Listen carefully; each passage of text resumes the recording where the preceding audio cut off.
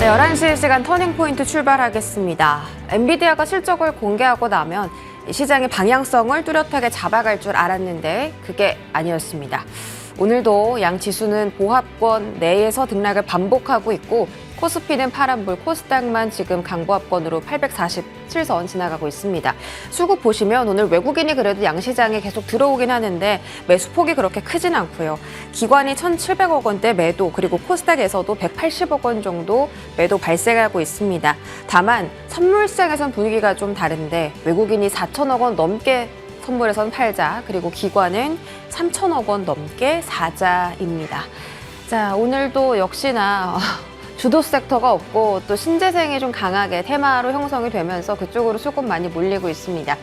오늘 SK 하이닉스가 어쨌든 엔비디아 깜짝 실적 발표로 인해서 수혜를 받았는데 딱 그게 답니다. 수혜를 받은 게 하이닉스가 전부예요. 오늘 20만 원 터치하면서 신고가 다시 찍었다가 상승분 반납했고요. 사들이고 있는 반도체 본다면 SK 하이닉스 밸류체인 안에 있는 테크윙, 장비 종목 정도 사들이고 있습니다. 그리고 이 신재생 쪽이 좀 강하다라고 했는데 외국인은 HD 현대 일렉트릭 사고 있고요.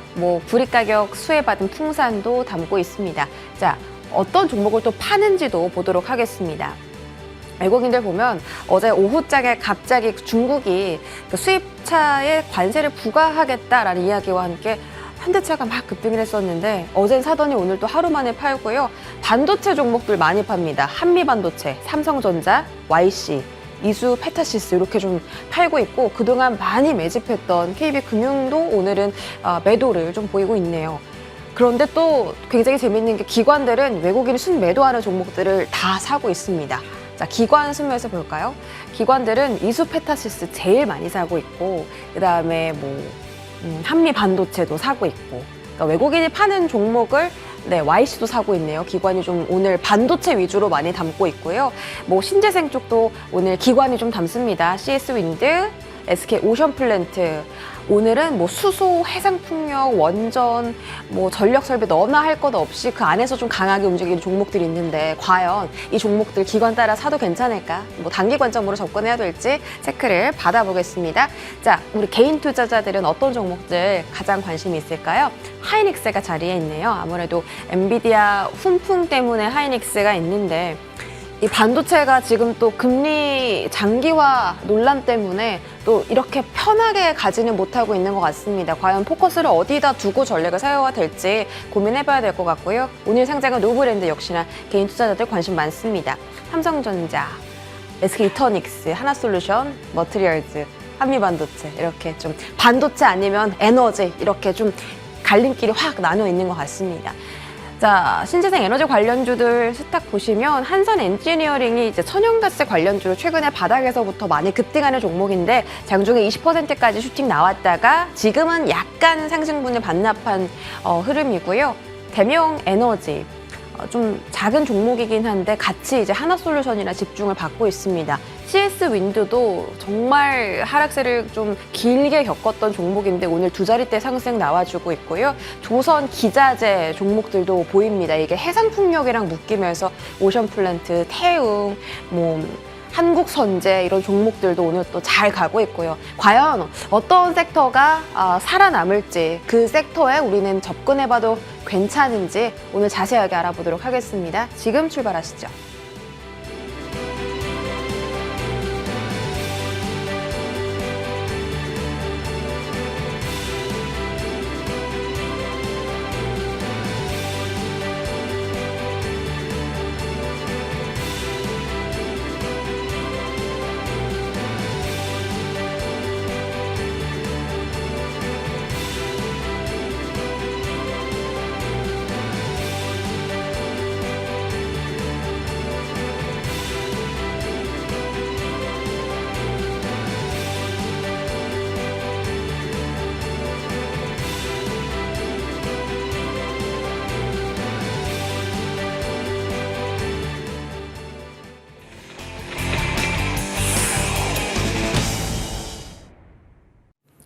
네, 탑10 시간 오늘은 한국투자증권 리프렌드예요. 김민진 차장 모셨습니다. 어서 오세요. 네, 안녕하세요. 네. 앞서서 말씀드렸듯이 오늘은 반도체 아니면 에너지 쪽으로 관심도가 분산되고 있습니다. 어제 엔비디아가 깜짝 실적을 발표했는데 사실 반도체가 그렇다 할 만큼 힘을 못 써주고 있고요. 고금리 장기화 이야기도 나왔고 어쩌면 긴축할 수도 있다라는 이야기까지 나왔습니다. 그러면 지금은 좀 반도체 포커스보다는 지수에 대한 불안 심리가 조금 더 강해지는 시장일까요? 그렇죠. 아무래도 이제 시장이 못 간다라고 한다면은 우리나라 증시는 반도체 기업들이 가기가 어려운 환경이다라고 볼 수 있겠고요. 올해 들어서 이제 대만과 우리나라의 시가총액 격차가 굉장히 많이 벌어졌습니다. 코스피는 이제 YTD 기준으로 뭐 거의 보합권에 형성되어 있다라고 한다면은 대만 같은 경우는 이제 거의 뭐 한 18% 가까이 주가가 상승한 상황이죠. 이런 차이점이 과연 어디서 벌어지는 것이냐라고 생각해 보게 된다라고 한다면은 당연히 AI에 관련된 수혜를 어떤 나라가 더 강하게 받을 수 있을 것이냐가 첫 번째일 것 같고요. 두 번째는 대미 수출에 대한 비중이 어디가 높느냐 이 부분일 것 같습니다. 결국 대만이 그러한 부분들을 빠르게 채워나가기 시작을 하면서 삼성전자 대비해서 외국인들의 수급 흐름을 끌고 가는 모습들이 나타나고 있고요. 이러한 시장의 상대적인 불안 요소가 이 부분뿐만이 아니라 정책적인 요소라고 할 수 있는 뭐 최근 공매도 관련된 언급이라든지 아니면은 주식 양도소득세 관련된 내용이라든지 이러한 부분들이 복합적으로 작용을 하게 되면서 전반적으로 국내 시장에 대한 투자 심리 자체를 굉장히 위축시키는 역할로 하고 있는 상황이고요. 거기에 더해서 반도체 섹터 같은 경우는요, 글로벌 유동성 흐름, 그리고 글로벌 제조업 지표와 굉장히 밀접한 관계가 있습니다. 그런데 제조업 지표 같은 경우는 최근 돌아서면서 반도체 섹터의 전반적인 기대감을 불어넣고 있는 상황이지만은 고금리, 긴축 상황이 이어지게 된다라고 한다면은 사실 유동성 상황이 녹록치 않아지게 되고요. 이러한 부분들이 반도체 대형주들을 반도체 대형주, 특히 삼성전자를 좀 짓누르는 요인으로 작용하고 있는 것이 아닌가 이렇게 판단을 해봐야 될 것 같습니다.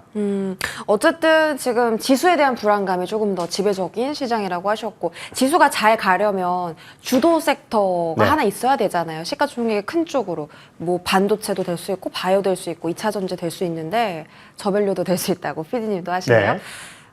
가장 가능성 있는 건 사실 반도체잖아요. 네, 그렇죠. 근데 그러려면 삼성전자가 가야 되잖아요. 맞습니다. 근데 하이닉스는 지금 너무 잘 가고 있고 삼성전자가 하이닉스 따라서 키 맞추기로 올라갈 수 있는 가능성은 없나요? 삼성전자가 적어도 SK하이닉스만큼까지는 아니더라도 따라갈 수 있는 움직임이 나오기 위해서는 HBM3에 대한 전반적인 확정이 가장 필요하다. 라고 좀 말씀을 드려야 될 것 같아요. 우리가 삼성전자가 기존에 이제 8만 원 선 중반까지 그리고 그 이상까지 빠르게 치고 올라올 때 주가 상황을 생각을 해보게 되면은 뭐 레거시 반도체에 대한 회복 가능성 여러 가지 언급을 얘기할 수 있겠지만은 가장 중요한 부분은 결국은 삼성전자가 HBM3E, HBM4를 따라간다라는 얘기였습니다. 그리고 실제적으로 이제 뭐 여러 가지 행사를 통해서 젠스랑 CEO가 또 어프로브드라는 단어를 또 써주게 되면서 이거 HBM 곧 승인이 나겠구나라는 기대감들이 삼성전자의 주가 반등으로 연결됐다라는 내용인데요. 최근 이제 증권사들이 발간하는 리포트들을 보게 되면은 각각의 이제 채널 체크 라인들이 있을 겁니다. 그런데 HBM이 예상만큼 그렇게 빠르게 나오지 못할 수도 있다라는 우려감들을 언급하는 얘기들이 나오고 있어요. 그렇다라고 한다면은 이것이 가져올 문제점이 뭐냐면은요. 결국은 이제 삼성전자의 밸류에이션 확장을 가로막는 가장 큰 원인이 될 수 있다는 부분입니다. 결국 삼성전자의 주가 반등은 HBM3에 대한 전반적인 뉴스 소식과 함께 나타날 가능성이 높다라고 판단을 해봐야 될 것 같습니다. 그러면 HBM 이야기 나오기 전까진 주가도 지지부진하고 지수 자체도 좀 올라갈 여력이 없겠네요. 힘이 없겠네요. 그렇다라고는 또 안 보는 게, 그러니까 우리가 이제 주가가 올라오기 위해서는 크게 이제 두 가지 방법이 있습니다. 하나는 이제 밸류에이션 확장이라는 측면이 있겠죠. 그것이 이제 AI라고 보시면 될 것 같고요. 또 하나의 방법은 실적이 좋아지면 됩니다. 지금 이제 삼성전자의 2분기 영업이익 예상치가 거의 10조 원 선 근처까지 가고 있는 상황이고요. 그렇다라고 한다면은 예상보다 지금 레거시 반도체를 위시한 전반적인 D램 쪽, 메모리 쪽의 실적이 빠르게 개선되고 있다는 것을 부인할 수는 없을 것 같아요. 그렇기 때문에 당장은 지금 1분기 실적 발표 이후에 2분기까지 실적 모멘텀이 발현되기에는 시간이 상당히 남아있죠. 우리가 2분기 실적 같은 경우는 보통 7월 초에 삼성전자는 발표를 하게 되고요. 그렇다라고 한다면은 어닝 시즌의 기대감은 사실 6월 중순 이후부터 발현이 되게 될 겁니다. 그렇기 때문에 아직까지 대략 한 달이라는 시간이 남아있기 때문에 삼성전자가 못 움직이는 것이지만은 실적이라는 측면에서 삼성전자가 움직일 가능성, 개연성을 배제할 수는 없다라고 판단을 하고 있고요. 그렇기 때문에 그간의 뉴스 공백을 메워줄 수 있는 것이 사실은 HBM의 뉴스 소식인데 그것이 제한적이다 보니까 삼성전자의 주가가 현재 제한적인 게 아닌가 이렇게 결론을 좀 드려야 될 것 같습니다. 어쨌든 뭐 밸류에이션 확장 그리고 중요한 게 실적 모멘텀이라고 하셨는데 그 모멘텀은 6월 중순 정도에 나타날 수 있고 그때까지는 조금 네. 지지부진할 수 있다. 엔비디아가 어제 실적을 발표했는데 어닝 서프라이즈도 있었고 액면 분할 이슈 네. 거기다가 분기 배당금까지. 그렇죠.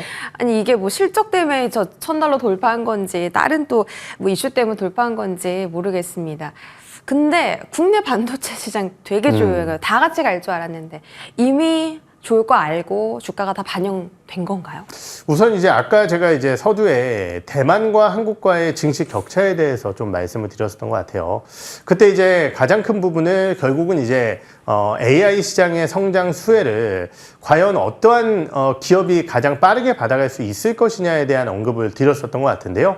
결국은 그 수혜라는 것 자체가 엔비디아의 칩을 직접적으로 만들어주는 기업이라든지 아니면은 거기에 이제 도움이 될 수 있는 칩을 만들어내는 장비주들이라든지 이런 것들이 수혜를 받게 될 텐데요. 그 수혜라는 게 사실은 우리나라에는 SK하이닉스 정도를 제외하고는 물론 이제 한미반도체라든지 이스페타시스 여러 가지 기업들이 있겠지만은 그것이 확산되기에는 아직까지는 좀 제한적이다라는 거죠. 그러다 보니까 시장에서는 오히려 뭐 모든 소부장 기업들이 가는 것은 아니지만은 결국은 이제 해당 장비들을 대체할 수 있는 국산화 장비주들에 대한 기대감들도 발현이 되고 있는 것이 이러한 연유 때문이 아닐까 이렇게 판단을 하고 있습니다. 그럼 오늘 올라가는 뭐 장비라든지 소부장단 종목들은 그냥 뭐 순환매 성격 그냥 차트상 기술적인 반등인가요? 아니면은 뭐 정말 모멘텀이 강한 종목들만 살아남아서 오르는 거예요? 아직까지 이제 실적만 놓고 봤을 때는 사실 뭐 충분히 모든 것을 반영하면서 올라가는 거다 이렇게 판단하기에는 어렵고 기대감들이 일정 부분 반영돼 있다고 생각을 해요. 하지만 이제 오늘 제가 보고 있는 종목 중에 하나가 이제 DI라는 기업인데 결국은 이제 HBM을 만들어내기 위한 검사 장비 쪽이 있는데 이 검사 장비를 지금 어드반테스트라든지 아니면 테라다임과 같은 해외 기업 쪽에서 사용을 하고 있는 상황이거든요. 그런데 지금 그러한 부분들에 대한 국산화 요구가 늘어나게 되면서 고객사들과 공동 개발을 하고 있는 여러 가지 기업들이 있습니다.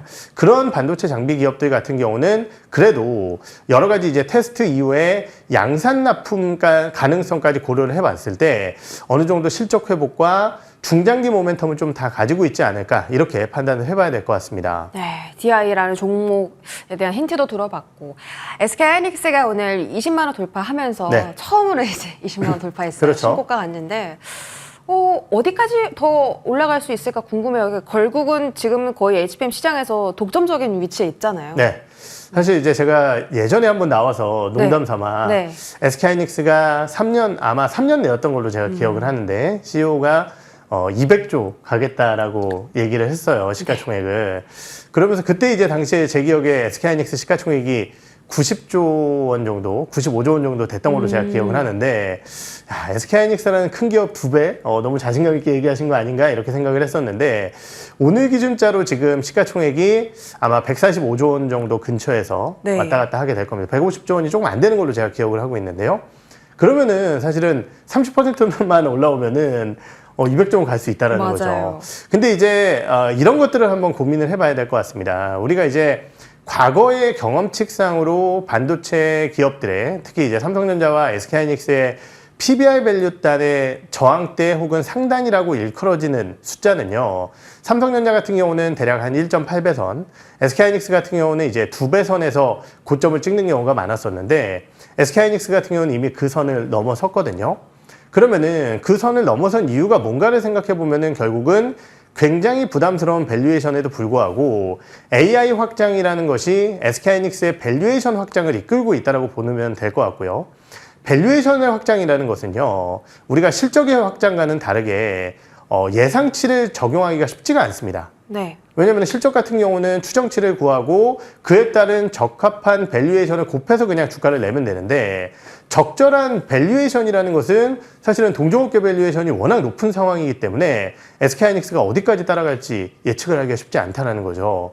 그렇기 때문에 저는 SK하이닉스 같은 기업들은 예단을 하기보다는 그러니까 뭐 20만 원이 왔으니까 25만 원이 왔으니까 팔아야지 이것이 아니라 결국은 AI에 대한 모멘텀이 살아있고 엔비디아의 주가가 살아있다라고 한다면은 수익률 극대화 전략을 통해서 계속 끌고 나가는 전략이 유효하다라고 판단을 하고 있고요.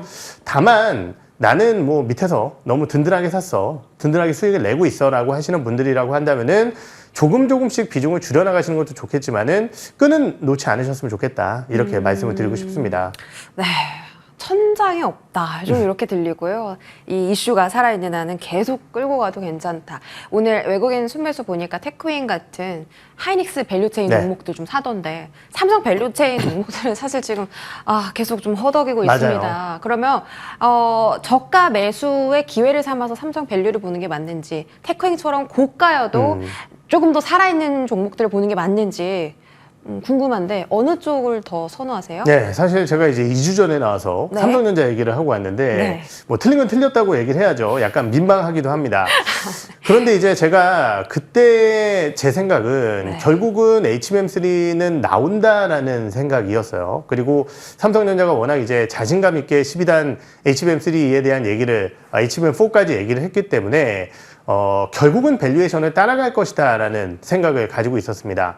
그런데 지금 문제는 아까도 말씀드렸듯이 이 믿음에 대한 균열이 저뿐만이 아니라 많은 투자자들에게 생기게 된다라고 한다면은 과연 삼성전자를 공격적으로 매수할 투자자들이 있을까라는 고민이 든다라는 거고 아까도 말씀드렸듯이 한 달 정도 뒤에는 실적에 대한 모멘텀으로 삼성전자에 대한 매수는 유입될 수 있겠지만은 그간의 뉴스 공백 기간 동안 삼성전자가 재미없을 가능성이 있다는 거죠. 그렇다고 한다면은 밸류체인이라는 측면에서 봤을 때도 사실은 그렇게 쉽게 움직이지는 못할 겁니다. 그래서 단기적으로 봤을 때는 당연히 HBM3를 위시한 종목군들의 관심도를 집중시키는 것이 좋으실 것 같고요. 다만 삼성전자 쪽에서 HBM과 관련된 좋은 승인 뉴스 소식이라든지 아니면 시간이 지나서 어닝 쪽에 베이스한 종목군들의 움직임이 나타날 때는 그때는 뭐 삼성전자 밸류체인인데 충분히 볼 수 있지 않을까 네. 이렇게 판단을 하고 있습니다. 결론은 삼성 밸류보다는 하이닉스 쪽 밸류체인을 보자. 이렇게 반도체 정리해봤고요. 자, 전력기기로 넘어가겠습니다. 전력기기뿐만 아니라 뭐 신재생 에너지로 많은 집중이 지금 몰리고 있습니다. 보시면 일단 그 국내 증시에서 이렇게 뭐 태양광이라든지 수소 같은 정말 묵혀있던 종목들이 네. 다시 살아난 이유가 미국장에서 좋아서잖아요. 그럼 이걸 단기적으로 오른다라고 봐야 돼요? 아니면 이런 신재생 쪽에 또 새로운 대장 섹터로 부상할 수 있다라고 봐야 돼요? 네, 사실 중장기적으로 봤을 때 저는 뭐 구리 선물 가격 같은 경우는 제가 최근 며칠 전부터 이제 계속 구리의 투기적 포지션이 좀 굉장히 많이 높아졌습니다. 그래서 이게 정말 실수요로 바탕으로 한 가격의 상승보다는 에브리띵 랠리에 의한 가격 상승의 가능성이 있고 조정이 나올 가능성이 있다고 생각을 했는데 그에 따른 뭐 주가의 하락은 구리 관련주들이 받아가면 되겠죠. 하지만은 전력기기 관련주들 같은 경우는 구리 가격 하락 때문에 빠지게 된다라고 한다면 오히려 기회라고 생각을 하고 있고요. 오. 일전에도 이런 말씀을 드렸었던 것 같습니다. 결국은 이제 AI, 그러니까 우리가 미국 시장의 그리드 확장이라든지 신재생 에너지에 따른 그리드 증가 그리고 뭐 지금 나오고 있는 AI 데이터 센터에 대한 확장 이러한 부분들에 따라 전력기기 관련주들이 굉장히 좋겠지만은 그 이후에는 결국은 그 전력기기를 사용하게 만들 수 있는 전력에 대한 공급도 굉장히 중요하다. 즉 전기를 만들어내는 게 굉장히 중요하다고 말씀을 드렸었던 것 같고요. 그런 것들이 이제 최근에 친환경 전력 관련주, 신재생 에너지 관련주들이라든지 아니면은 뭐 최근에 원자력 관련주들도 그래도 꽤 올라온 상황이고요. 네. 이런 식으로 연출이 되고 있는 게 아닌가라는 생각이 듭니다. 종합적으로 말씀을 드리면은 AI와 전력기기 혹은 전기에 대한 수요 상승에 따른 전력기기 밸류체인들, 유틸리티 밸류체인들은 우리가 이제 계속 관심을 가져야 될 만한 종목군들이 아닐까 이렇게 판단을 하고 있습니다. 조정받으면 오히려 매수의 기회로. 근데 보시는 것처럼 구리 가격이 많이 오르긴 했는데 이게 네. 사실 실제 지표랑은 다르다더라고요. 이게 네. 중국에서 수요가 많이 안 늘어서 재고가 3주째 쌓여 있다던데 네. 이게 전력 설비 종목들의 주가 눌림 현상을 좀 자극할 수도 있지 않을까요? 그렇죠. 이 내용 자체가 이제 자극할 가능성도 있지만 아까 말씀드렸듯이 이것의 하락은 기회다?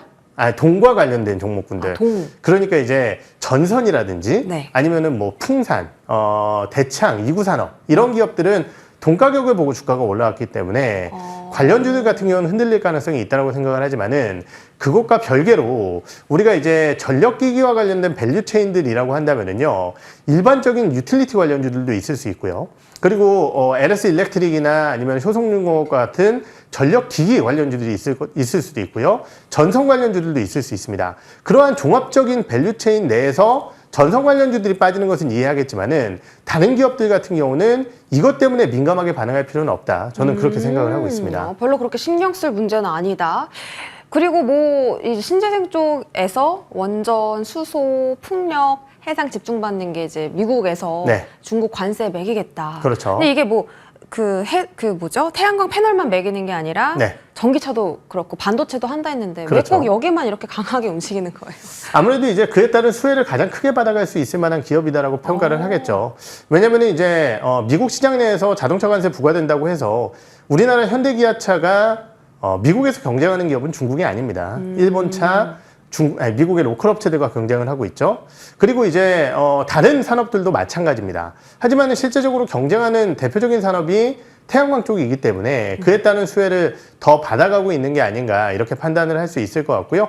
결국은 이제 태양광 관련 업체들이라든지 뭐 여러 풍력 업체들도 불안 요소가 없는 것은 아니에요. 특히 이제 금리와 굉장히 밀접한 사업 구조를 가져가고 있다는 점 불안 요소지만은 결국은 이제 주초였던 걸로 제가 기억을 하는데 코오롱 EMP라는 기업이 이제 중국이 유럽 쪽과 미국, 대만, 일본 쪽에 POM에 대한 관세 부과를 한다라는 소식과 함께 상한가 기록을 했거든요. 네. 그리고 어제 같은 경우는 EU와 미국의 자동차 관세 부과를 고려하고 있다는 얘기와 함께 현대차가 급등을 했습니다. 그렇다고 한다면 지금 시장 내에서는 미국과 중국, 특히 미국의 관세뿐만이 아니라 중국의 관세 부과에 따른 관련주들에 대한 관심도도 상당히 높다라는 것이고 그것은 지금 시장의 투자 포인트를 잡아가기가 굉장히 어려운 상황이다 보니까 이런 뉴스 소식에 조금 더 민감하게 반응을 하고 있는 게 아닌가 이렇게 판단을 하고 있습니다. 방향성이 없다 보니까 이슈에 대해 반응하는 그 민감도가 지금 굉장히 높다. 그러면 계속해서 많이 오른 이제 전력 설비죠. 어쨌든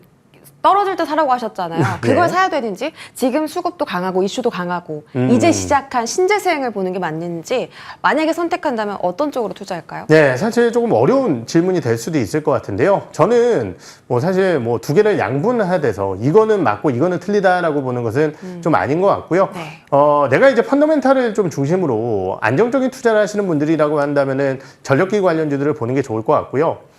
친환경 에너지 관련주들도 한번 방향성을 잡으면은 굉장히 강하게 튀어 올라갑니다. 맞아요. 네. 특히 이제 최근에 증권사들의 의견 자체가 대략 지난주부터였던 걸로 제가 기억을 하는데 1분기 실적 저점 확인 이후에 태양광이라든지 이런 쪽에 대한 투자 전략 자체, 보유 의견 자체를 상향시키고 있는 상황이거든요. 네. 그렇다고 한다면은 뭐 대장주라고 할 수 있는 HD 현대 에너지 솔루션이라든지 이런 기업들도 오늘 상한가가 있으니까 못 사겠지만은 눌림목이 나오는 구간에서는 지켜봐야 되지 않을까 이렇게 판단을 하고 있습니다. 맞아요. SK 이터넥스도 상한가 가고 또 한 번 갔잖아요. 네. HD 현대 에너지 솔루션도 오늘 좀 대장주로 자리 잡았기 때문에 볼 필요가 있고 LS 그룹주가 추가적으로 궁금한데요. 네. LS 일렉트릭, LS 에코에너지, LS 이런 종목들 지금 다 엄청 잘 갔거든요. 네. 근데 오늘 이제 처음 움직인 게 LS 머트리얼즈입니다. 네.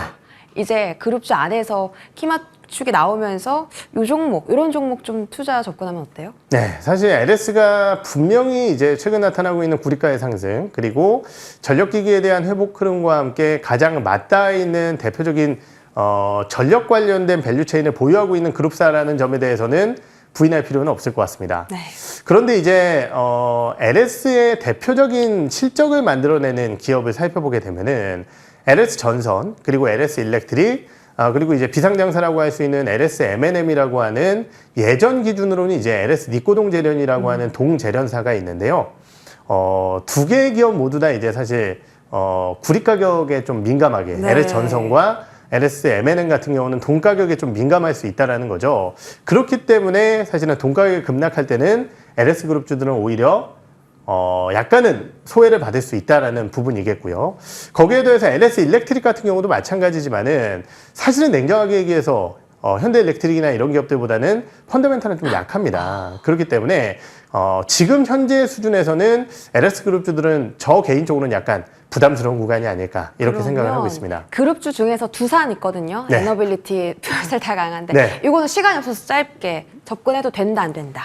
두산 사실 오늘 너무 좋아서 네. 주가가 네. 참 오버슈팅까지 생각을 하고 있는데 네. 사실 지금 자리라고 한다면 저는 두산은 좀 부담스럽다. 부담스럽다. 네. 이렇게 알겠습니다. 말씀드리고 싶어요. 자세한 설명은 다음 주에 또 여쭤볼게요. 자, 지금까지 김민진 사장과 함께했습니다. 고맙습니다. 네.